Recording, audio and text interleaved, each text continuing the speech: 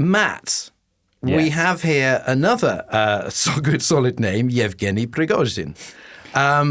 Remind us, this is quite early in the year. Obviously, his year started strong. Yeah. Has not ended well. Yeah, the last few months. Or ended early. Yeah, the last few months he's barely made an appearance. He's really kind of lost momentum. He has dropped off.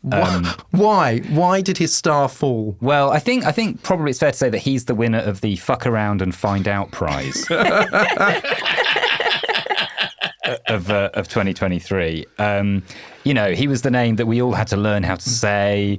And spell. And is it Yevgeny, Prigozhin. Also, the head of the group whose name, again, I never know how to say. Is it Wagner Group? Is it Wagner Group? Is it Wagner Group? I've never worked that out. But he was the head of the Wagner Group. I'm going to go with that. Yeah. He was the creator of the Internet Research Company. Another use of the word research, which is bad.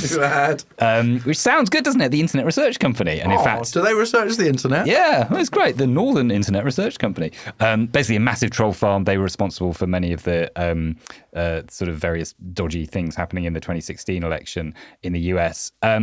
And he led an armed mutiny back in June against Putin, and then mysteriously, almost totally coincidentally, died in a plane crash just 2 months later. Oh, that it was weird, though. The whole thing was weird. I was having a picnic in the park, and we were getting a bit tipsy, and one of my friends was like, oh, there's a coup against Russia and Putin, and we're like, okay, we'll definitely check in with that. We're going to carry on with our picnic. And then like 7 p.m, I checked it again, and it's like, oh no, it's over. Like, I missed it. I missed the coup. But it was this bizarre thing that he seems to have just like spontaneously decided to march on Moscow.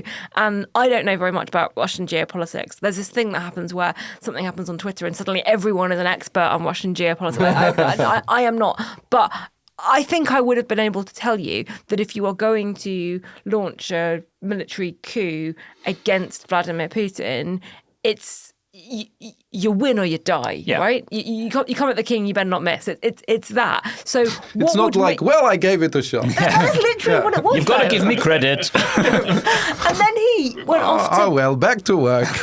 He went off to Belarus, and there was this idea that like he and Putin had come to some kind of deal and it was all going to be fine. It was never all going to be fine. I was very much mixed emotions because it was very much the worst person you know made a great point meme, wasn't it? Because you kind of feel like anyone who's going to bring down Putin must have something going for them. And then, of course, you look into him and it's like, I don't know. Yeah, I don't want him near the nuclear button in any way at all. I missed this, though. It is Wagner, by the way. It is Wagner. Matt. Okay. Yeah, because its first commander, Utkin, was a great admirer of anyone?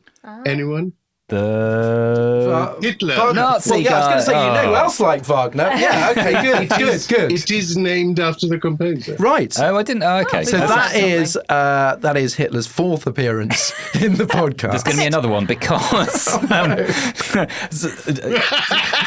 tangentially, because obviously he then he left the scene, but the Wagner Group is still very much around, and they are doing a lot of horrible things around the world, particularly parts of Africa, Mali, Central African Republic, Sudan particularly. There's been 7 coups in that part of Africa since 2020. Big part of it is gold mining, back to gold.